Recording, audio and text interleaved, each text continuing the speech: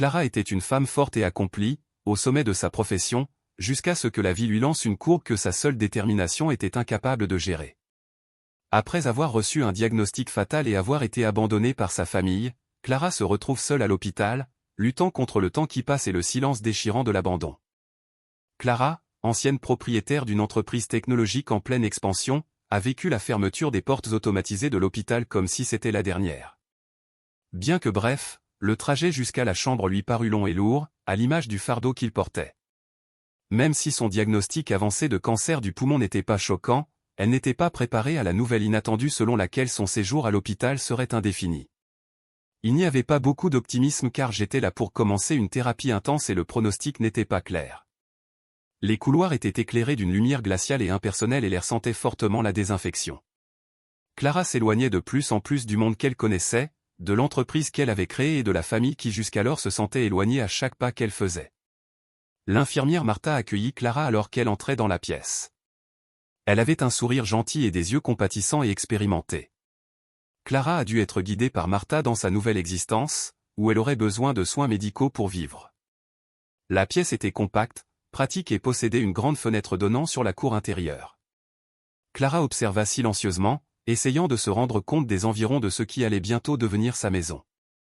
Contrairement à la cacophonie de son ancienne existence, l'hôpital était étrangement silencieux.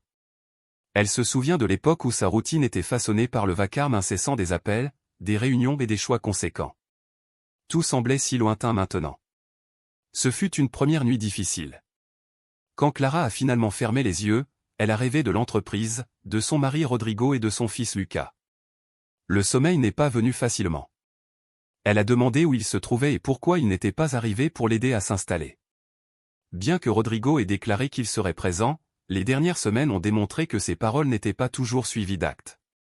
Gênée par la douleur physique et le sentiment croissant d'abandon, Clara se retourna dans son lit. Vais-je gérer cela toute seule? Elle réfléchit pendant un moment avant de finalement s'endormir dans un sommeil agité, apaisé par le bruit des machines et des moniteurs lointains. Clara ouvrit lentement les yeux alors que la lumière traversait les rideaux des fenêtres, s'habituant encore à la réalité de l'hôpital. À son arrivée, l'infirmière Martha était là pour l'aider à traverser le premier jour de ce qui allait être une thérapie difficile et de longue haleine.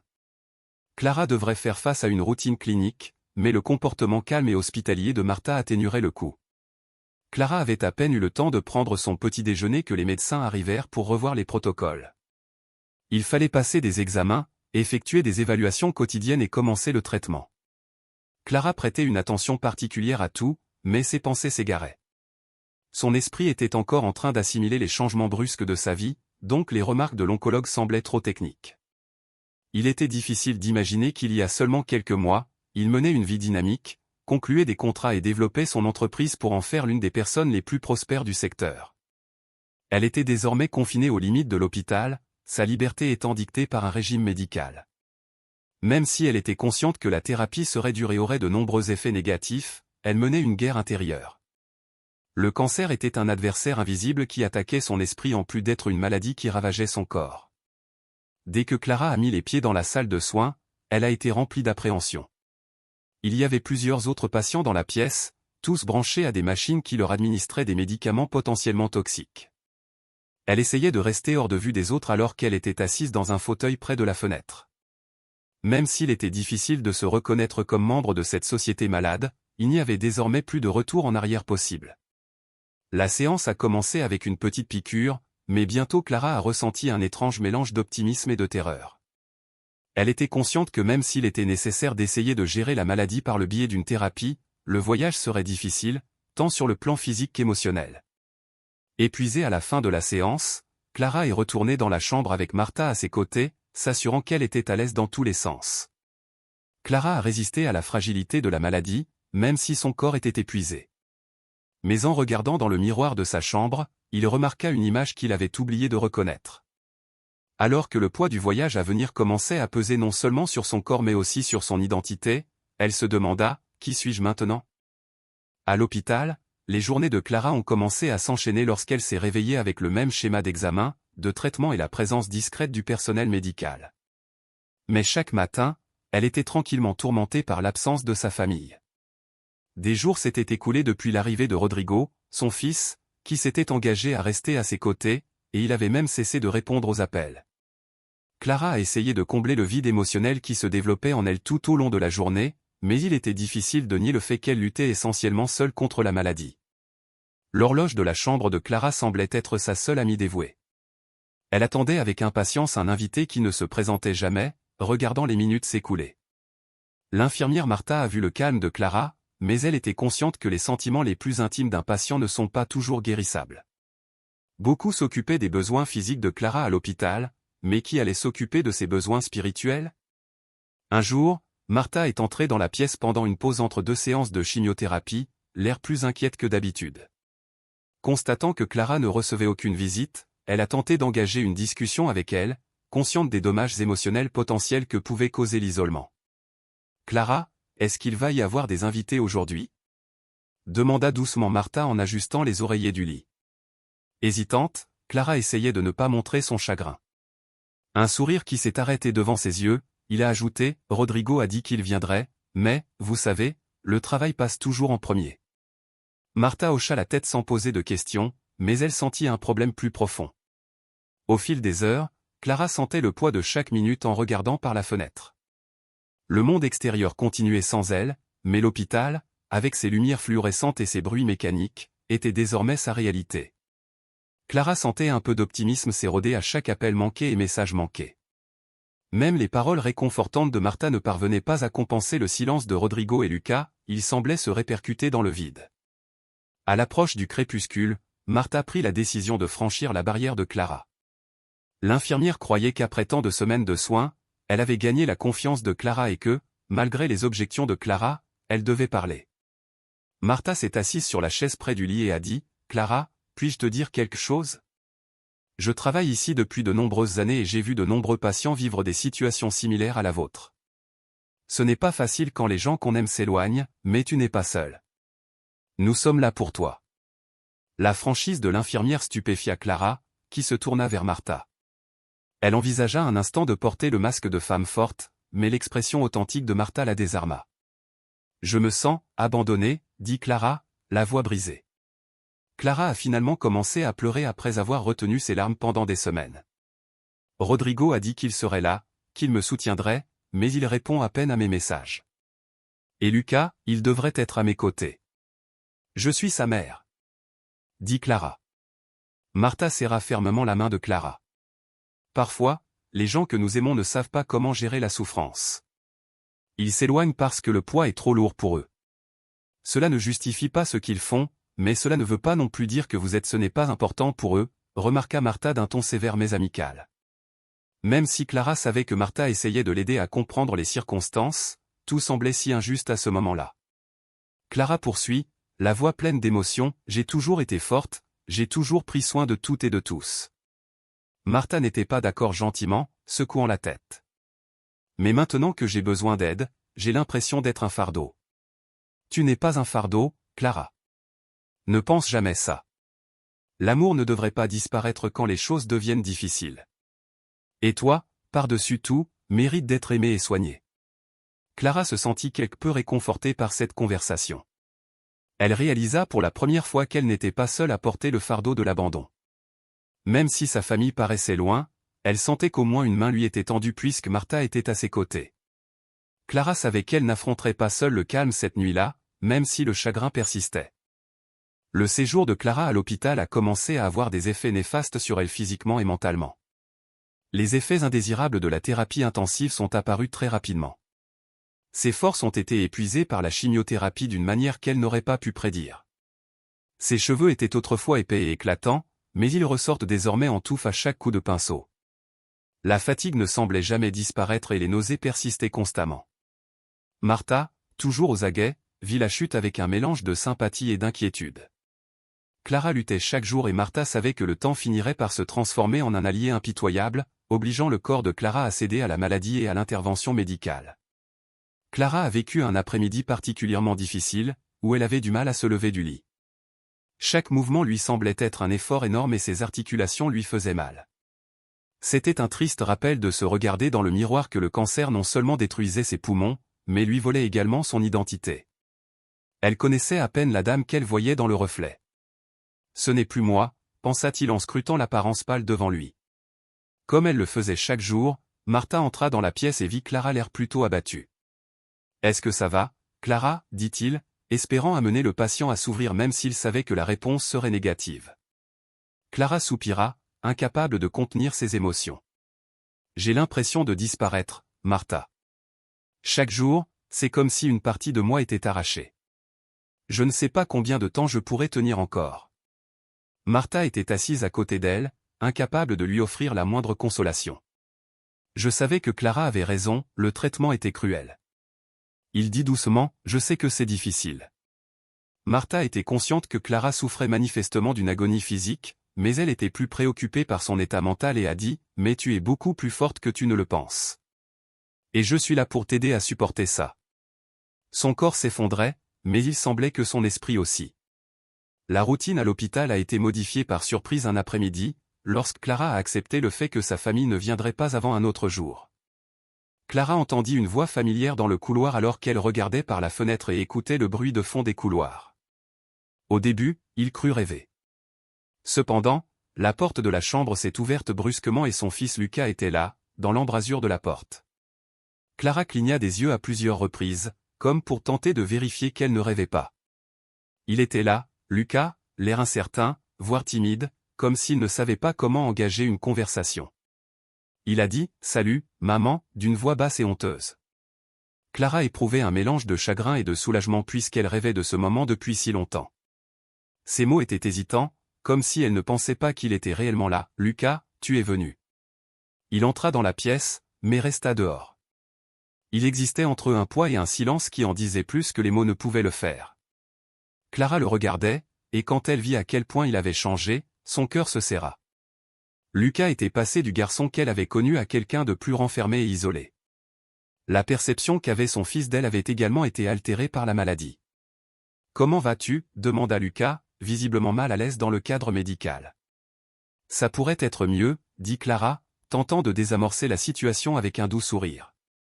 En réalité, cependant, elle espérait une discussion plus approfondie. Question. Où se trouve-t-il ? Comment se fait-il qu'il ait fallu si longtemps avant que je la voie ? Clara comprit néanmoins que ce n'était pas le moment des conflits. Même si leur conversation fut brève, elle voulait profiter de sa présence. Finalement, Clara a répondu « Je t'attendais », tentant de cacher ses sentiments. Ne sachant pas quoi dire, Lucas baissa les yeux. Peut-être plus qu'il ne le pensait, Clara a compris quand il a dit « Je suis désolé, maman ». Les choses ont été difficiles. Pour Clara, la visite a été une lueur d'espoir dans l'ombre, malgré sa brièveté et ses silences gênants. Au milieu du chaos qui était devenu sa vie, la seule présence de Lucas était une victoire. Clara s'accrochait à l'idée qu'un jour, même s'il était absorbé par ses propres sentiments, ils pourraient se remettre ensemble. Rodrigo avait commencé à se retirer émotionnellement et Clara ne l'avait pas vu depuis des semaines. Mais il s'est présenté un beau matin, alors que l'hôpital semblait plus détendu que d'habitude. Il entra dans la pièce, presque à l'improviste. Surprise de le trouver à la table près de la fenêtre, Clara envisagea brièvement la possibilité qu'il soit prêt à lui apporter l'aide indispensable. Mais Rodrigo était clairement mal à l'aise et il y avait une sensation de tension perceptible dans la pièce. Rodrigo remarqua, « Clara, nous devons parler », sa voix portant un poids dont elle ignorait le poids. Il s'avança prudemment vers elle, sans croiser directement son regard. « Je sais que j'ai été distant, mais je dois régler certaines choses. » Le cœur de Clara se serra. J'étais conscient que le discours ne serait pas simple et que les actions de Rodrigo n'auguraient rien de bon. Elle essaya de rester calme, malgré le fait que son corps était déjà faible et épuisé, et répondit « De quoi veux-tu parler, Rodrigo ?» Rodrigo inspira longuement et continua. « Clara, tu sais à quel point les choses sont difficiles. L'entreprise, tout est différent. Avec toi ici à l'hôpital, les choses commencent à se compliquer et je dois penser à l'avenir. Nous devons résoudre nos problèmes financiers. » Clara était perplexe en lui jetant un coup d'œil. Elle a brièvement cru qu'il était là pour lui apporter son aide, mais elle a vite compris que ses objectifs étaient tout à fait différents. Avec un frisson dans le dos, elle demanda « Que entendez-vous par « résoudre » ?» Avec une expression décidée sur le visage, Rodrigo a répondu « Je pense qu'il est temps de parler de divorce. J'ai déjà parlé à un avocat et, je pense que c'est ce qu'il y a de mieux pour nous tous. » Clara sentit ces mots la frapper au ventre. Un combat déjà difficile contre la maladie s'est transformé en un combat émotionnel encore plus intense. Divorce, répéta-t-elle, semblant choquée. Veux-tu me quitter, maintenant? Il ne s'agit pas de te quitter, Clara. Il s'agit de s'assurer que tout le monde ira bien à l'avenir. Lucas, moi, toi. Nous avons tous besoin d'un peu de stabilité. Et l'entreprise a besoin de direction, tenta d'expliquer Rodrigo en soupirant. Avec impatience, mais Clara a vu clair dans ses tentatives d'édulcorer la vérité, l'avenir qu'il voulait assurer était le sien. D'une manière qu'elle n'avait jamais imaginée, elle se sentit trompée. Clara ressentit une soudaine montée de colère en elle. Elle avait supporté l'abandon émotionnel de Rodrigo pendant des semaines, pensant qu'il n'était qu'un mauvais manager. Mais il était désormais évident que Rodrigo ne considérait plus Maria comme son épouse ou sa partenaire. Il était là par intérêt personnel, plus soucieux de sa sécurité financière que de son bien. « Tu ne peux pas être sérieux, Rodrigo, rétorqua Clara, la voix ferme malgré sa souffrance. Rodrigo resta silencieux un moment, pensant peut-être que Clara serait plus compréhensive, mais en réalité, il avait déjà pris sa décision. « Je suis là, je me bats pour ma vie, et tu viens me parler de divorce et de finances? Comment peux-tu penser à ça maintenant ?» dit Rodrigo. Sa voix était froide et distante lorsqu'il répondit « Je sais que cela semble dur, Clara, mais la vie continue. Et la réalité est que nous devons tous les deux avancer de différentes manières. » Le poids de ces commentaires a été ressenti par Clara. C'était comme si leurs années de mariage, leurs défis et leurs triomphes partagés n'avaient aucune valeur à ce moment-là. Elle était confrontée non seulement à une maladie mortelle, mais aussi à la fin d'une vie dont elle pensait qu'elle ne finirait jamais. Elle était vraiment seule. Plus pour elle-même que pour lui, Clara a déclaré « J'ai toujours pensé que le mariage, c'était être là, dans les bons comme dans les mauvais moments. Mais je pense que j'avais tort à propos de toi, Rodrigo. » Rodrigo resta silencieux. Au contraire, il a simplement gémi, s'est levé et s'est approché de la porte. Il a dit « Je reviendrai quand tu seras prêt à parler à l'avocat » et il est sorti sans se retourner. La porte se ferma et Clara ressentit immédiatement un sentiment de désespoir. Il s'était avéré que le conjoint qu'elle avait connu et avec qui elle avait partagé la vie était quelqu'un qu'elle reconnaissait à peine. Déjà glaciale, la pièce prenait l'atmosphère d'une prison émotionnelle. Clara s'est laissée pleurer pour la première fois depuis son hospitalisation, et les larmes ont coulé avant qu'elle ait pu les arrêter. Un peu plus tard, Martha entra dans la chambre et trouva Clara recroquevillée sur le lit, sanglotant silencieusement. L'infirmière s'est approchée de Clara et s'est assise à côté d'elle sans rien dire, lui serrant la main dans une expression de soutien inébranlable. Martha marmonna, « Tu n'as plus besoin de dire quoi que ce soit maintenant. Je suis ici avec toi. » Ce petit mais significatif acte d'empathie était tout ce dont Clara avait besoin à ce moment précis. Il n'y avait plus aucune illusion sur ce qui allait suivre. Maintenant que Rodrigo l'avait quittée, tout ce qu'elle avait à faire était de lutter contre la maladie et d'essayer de recommencer par elle-même, en utilisant le pouvoir qu'elle savait avoir encore quelque part en elle. Après cette terrible conversation avec Rodrigo, Clara pensait qu'elle était au plus bas. Le poids de la maladie, le divorce imminent et l'abandon émotionnel et physique de sa famille semblaient se conjuguer à un moment donné, sapant ses forces. Elle resta silencieuse pendant des jours, perdue dans sa propre imagination. Martha était là comme d'habitude, mais cette fois elle n'insista pas. J'ai compris que Clara avait besoin de temps et que la meilleure compagnie lorsqu'elle souffre peut parfois être la solitude. Martha comprit néanmoins qu'elle ne pouvait pas laisser Clara tomber dans cet abîme profond. Elle fut un peu surprise lorsqu'elle entra dans la chambre de Clara un après-midi après avoir terminé son service. « Je comprends que les choses soient difficiles, Clara, » remarqua Martha en posant un paquet sur la table à côté du lit. « Mais j'ai apporté quelque chose qui pourrait te remonter le moral. » Intriguée, Clara regarda dans le paquet. Il y avait plusieurs images, petits messages et lettres à l'intérieur. « Qu'est-ce que c'est » demanda-t-elle, se sentant toujours émotionnellement épuisée mais curieuse. Avec un sourire, Martha prit une chaise et s'assit à côté de Clara. « Ce sont des messages de certains patients qui sont déjà venus ici. Des gens qui ont affronté des batailles comme la vôtre et qui voulaient partager leurs histoires de dépassement. » Après une petite pause, Clara prit une des lettres. Le premier message qu'elle a vu venait de Sofia, une dame qui avait lutté contre le cancer du sein et qui partageait son histoire de résilience au milieu d'une catastrophe. Je comprends ce que c'est que de se sentir désorienté et comme si tout s'effondrait autour de soi. Cependant, il y a toujours une lueur, une petite flamme qui rappelle pourquoi la cause en vaut la peine, indique la lettre. Clara a connu un changement intérieur à mesure qu'elle lisait davantage les histoires de Sofia et ses propres pensées. Cela a rappelé qu'il y avait encore des raisons de lutter malgré tout. Clara a appris qu'il y avait des personnes qui se souciaient de lui, même dans ses heures les plus sombres, grâce à l'attitude modeste mais profonde de Martha. Clara a répondu « Merci, Martha », avec un petit sourire pour la première fois depuis longtemps. Je ne sais pas si je suis prêt pour tout ça, mais savoir qu'il y a d'autres personnes qui ont vécu quelque chose de similaire m'aide à croire que je peux le faire aussi. Martha prit la main de Clara dans la sienne. Tu n'as pas besoin d'être prête maintenant, Clara. Fais juste une étape à la fois. Et souviens-toi, je serai là, tous les jours.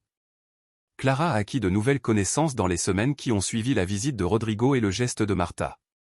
Elle commençait à réaliser que sa force ne devait pas nécessairement venir de Rodrigo ou de Lucas, même si elle savait qu'elle ne pouvait pas compter sur leur soutien.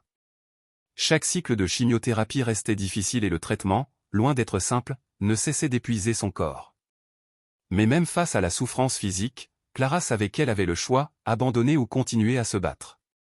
Clara a commencé à penser à l'avenir un après-midi lorsqu'elle a vu l'agitation devant la fenêtre de sa chambre à l'hôpital. Elle a réfléchi à son entreprise, aux projets inachevés sur lesquels elle avait travaillé et à la vie qu'elle voulait encore vivre pour la première fois depuis des semaines. Au début, cela semblait être un poids insurmontable, mais la distance qui le séparait de Rodrigo commençait à prendre un sens.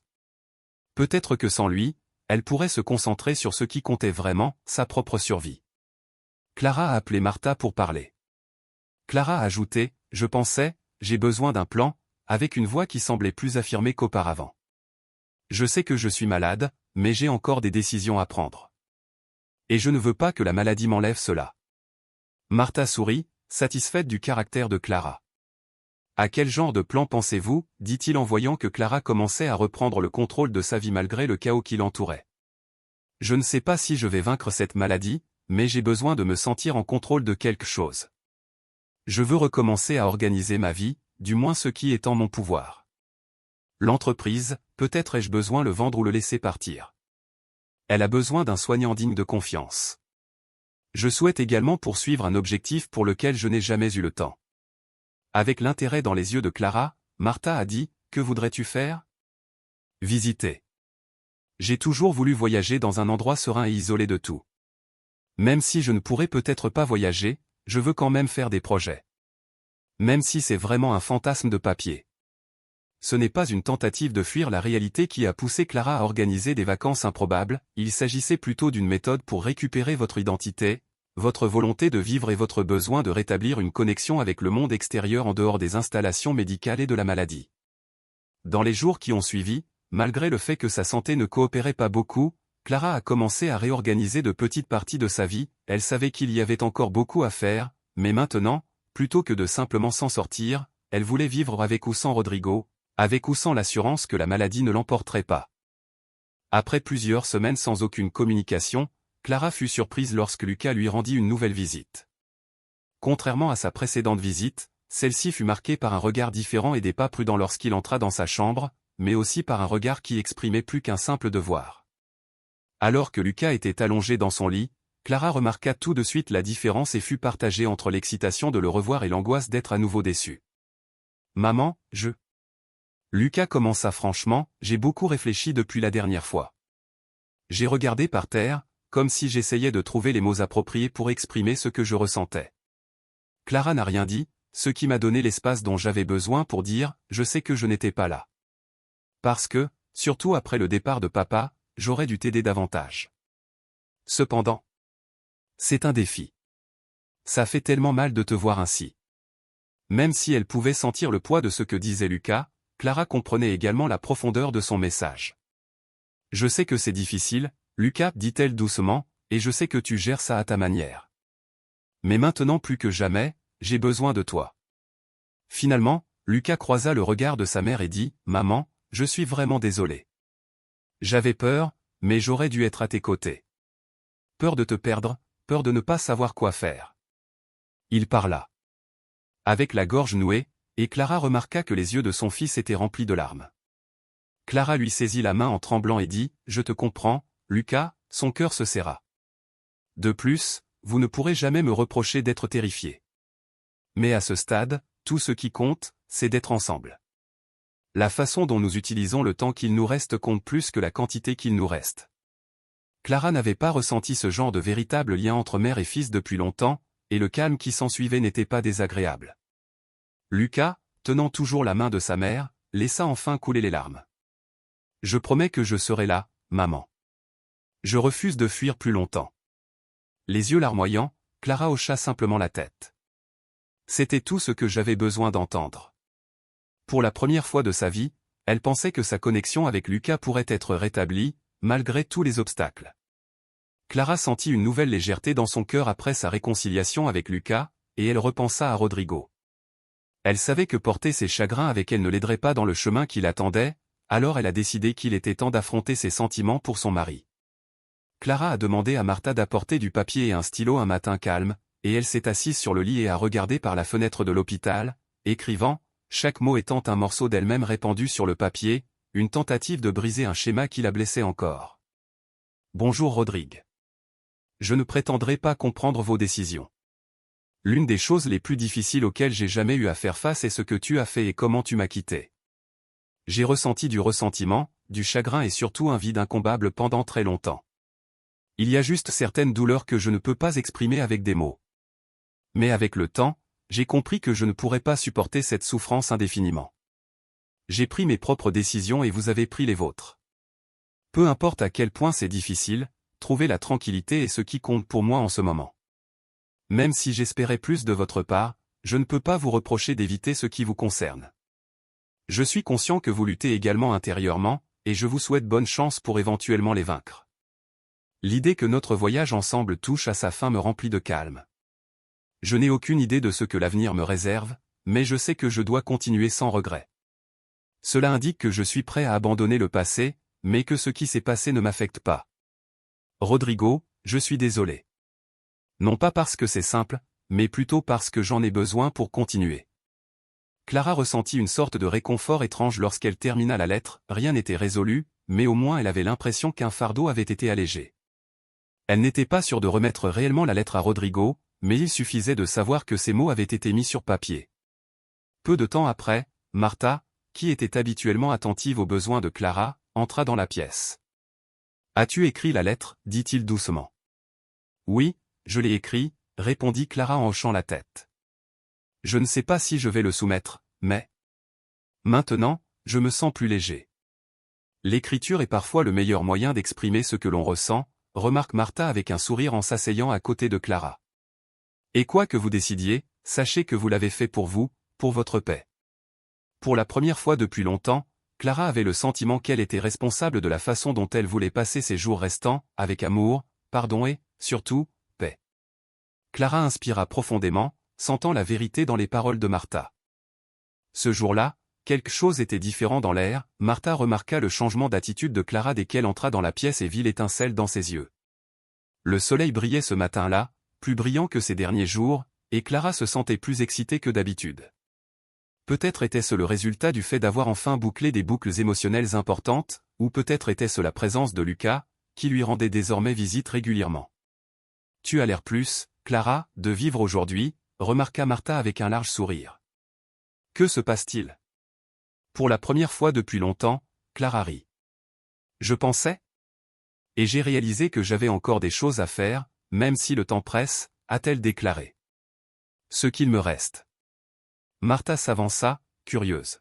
« Et qu'est-ce que ce serait » Avec une expression déterminée, Clara se tourna vers Martha et dit, « J'ai une liste de choses à faire.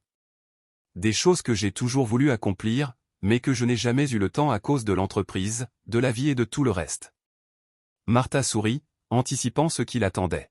« Par conséquent, me suis-je dit, pourquoi ne pas commencer maintenant ?» Avec enthousiasme, Martha hocha la tête. Cela semble être un très bon concept. Que envisagez-vous ?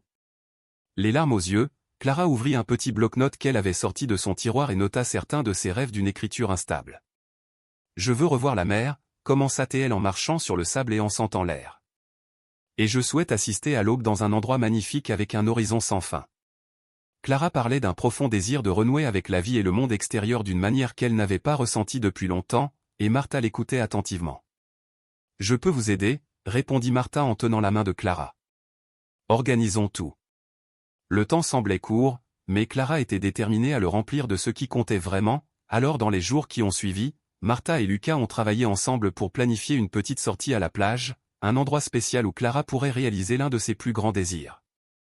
Chaque détail a été soigneusement étudié, et l'attente même du moment a apporté à Clara une énergie qu'elle ne soupçonnait pas avoir. Clara était plus fragile que d'habitude le matin du voyage, mais elle était déterminée et elle l'a montré. Martha et Lucas l'ont aidée à se rendre à la plage, où une chaise confortable faisait face à la mer, le bruit des vagues claquant sur le sable l'apaisant, et elle a fermé les yeux un instant, permettant à la brise de caresser son visage, trouvant la paix qu'elle avait. Cherchait. Lui tenant fermement la main, Lucas se tenait à ses côtés, essayant de cacher ses émotions alors qu'il voyait sa mère si paisible et vulnérable. Martha, un peu plus loin, observait le spectacle le cœur brisé mais était ravie d'avoir fait partie du voyage de Clara. Clara a dit « Je me sens complète » en voyant le soleil se coucher. « Je pense avoir enfin trouvé la paix que je cherchais. » Lucas se tourna vers sa mère et dit « Je suis désolé, maman. Pour tout. » Sa voix cassante, il ajouta « J'aurais dû être là tout le temps. » Clara, sage au-delà de ses années, sourit à son fils. « Le plus important c'est que tu sois là maintenant, Lucas. Et je n'ai besoin que de cela. » La mer devant elle, le sable sous ses pieds et les personnes les plus proches d'elle étaient tout ce dont elle avait besoin pour sentir que sa vie avait été vécue de manière significative, peu importe ce qui allait suivre. Le temps semblait ralentir alors que le soleil abaissait lentement l'horizon, colorant le ciel de couleurs vibrantes. Clara respirait profondément, absorbant chaque seconde de ce moment dont elle avait tant rêvé. Elle se tourna vers Martha, qui se tenait dehors, et lui fit un léger signe de la main, comme pour lui dire merci pour tout. Martha lui fit un signe de la main, comprenant que ce serait l'une des expériences les plus mémorables de sa vie. Le corps de Clara se calma à la tombée de la nuit, une lourde fatigue s'installait sur ses membres, mais ce n'était plus la même lourde fatigue qu'auparavant, il semblait plutôt que son corps se préparait à son dernier sommeil. Avec un dernier sourire satisfait sur les lèvres, elle lança un dernier regard à Lucas. Clara dit « Je t'aime, mon fils », d'une voix aussi douce qu'un vent marin. Lui serrant la main, Lucas dit « Je t'aime aussi, maman ». Clara ferma les yeux alors que le soleil descendait enfin sous l'horizon, ressentant la sérénité qu'elle avait si désespérément recherchée pendant sa lutte. Dans son dernier souffle, elle réalisa qu'elle avait survécu, et mais, plus important encore, qu'elle avait atteint le calme dont son cœur avait longtemps rêvé.